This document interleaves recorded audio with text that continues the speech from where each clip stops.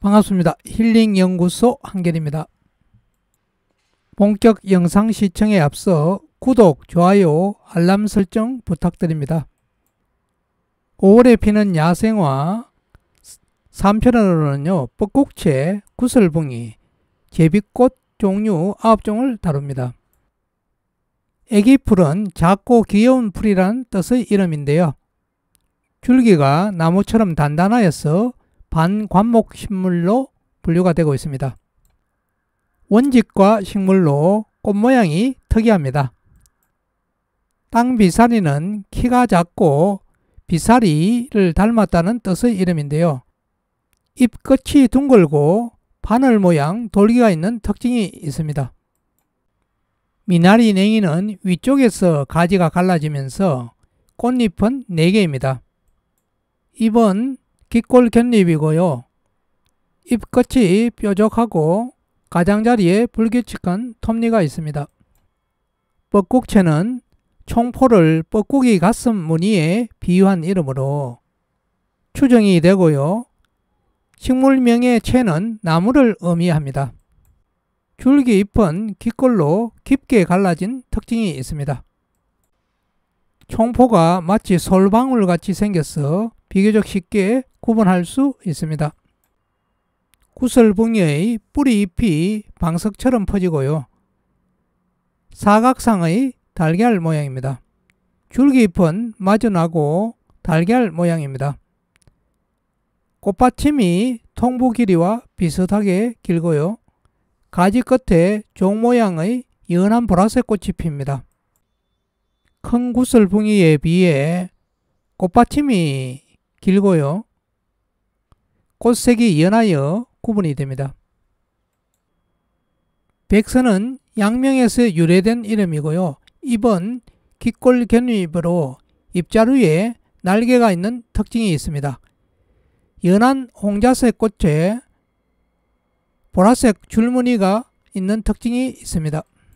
민들레로 동정하였던 식물체는 국내에 분포하지 않은 것으로 확인이 되어서 털민들레로 국명이 변경이 되었습니다.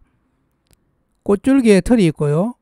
총포 바깥 조각은 긴 타원형으로 작은 돌기가 있고 뒤로 젖혀지지 않아서 서양민들레와 구분이 됩니다. 꽃색이 흰색인 걸 흰민들레라고 합니다. 서양민들레는 유럽 원산 기화식물로 개화기간이 넉갈까지로 아주 길고요. 총포 바깥 조각이 뒤로 젖혀지는 특징이 있습니다. 윤판나무는 노란색 꽃이 아래를 향해 피는데요. 통 모양입니다. 암술머리가 3갈래로 갈라집니다. 애기 우산나물은 손바닥 모양으로 펼쳐진 잎을 우산에 비유한 이름으로요. 잎이 일반적으로 2개가 달리고요. 7 내지 9갈래로 갈라집니다. 어릴 때는 뒤로 젖혀지는 경향이 있습니다.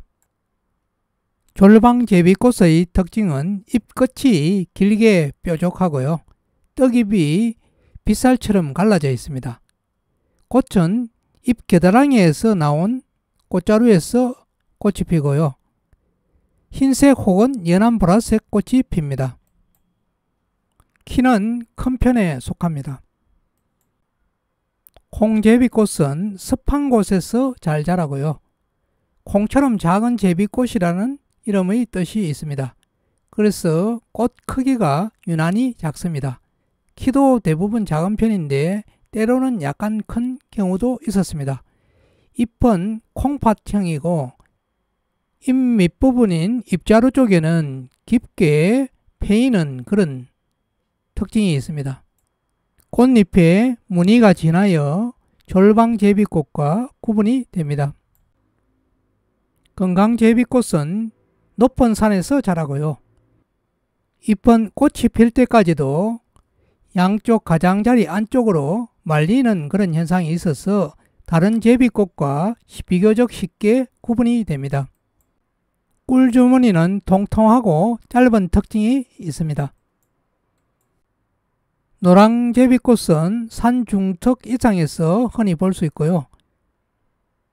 제비꽃 중에 노란색 꽃이 잘 없어서 노랑제비꽃도 비교적 쉽게 구분이 됩니다.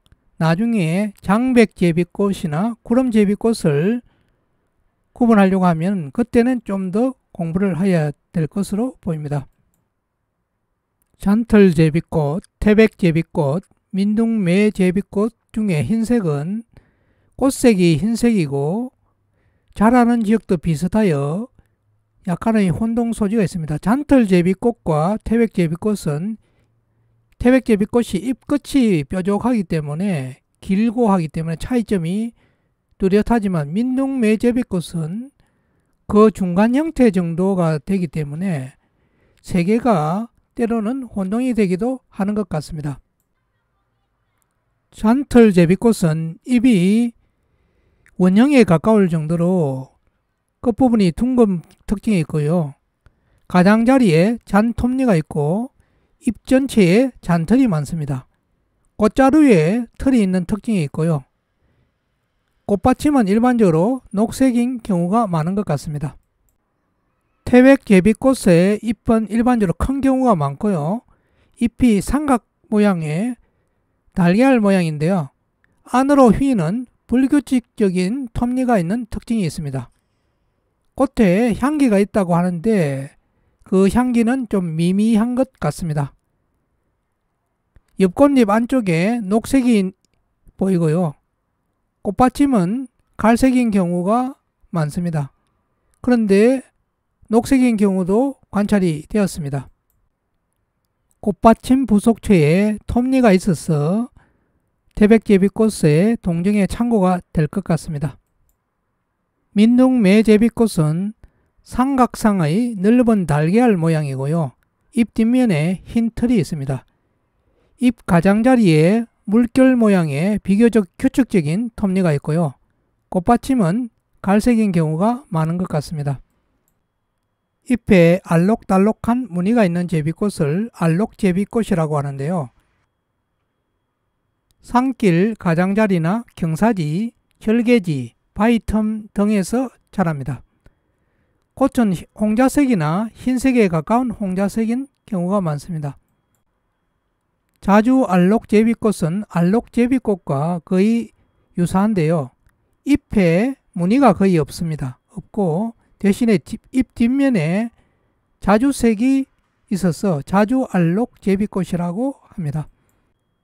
5월 초에 피는 야생화 제3번째 편으로 여러가지 야생화를 살펴봤는데요. 애기풀이나 땅비살이 미나리 냉이 정도는 쉽게 구분하실 수 있을 것 같고요. 뻐꾹채는 사실은 부산 경남 지방이라든지 남부 지방에서는 보기가 어렵기 때문에 저도 작년에 한번 보고 작년에 봤을 때는 꽃이 거의 진 상태였고요. 원래 처음으로 꽃이 핀 상태를 보았습니다. 구슬붕이도 조금 내공이 쌓이면 큰 구슬붕이와 구슬붕이는 쉽게 구분하실 수 있을 거고요. 백선은 특징이 워낙 뚜렷하니까 쉽게 구분할 수 있을 것으로 보입니다. 민들레가 국명이 변경됐다는 걸 이야기를 하였고요. 흰 민들레는 토종입니다. 윤판나물은 워낙 꽃이 특징이 있으니까 쉽게 구분을 하실 수 있고요. 우산나물은 애기 우산나물이라고 별도 종이 있습니다.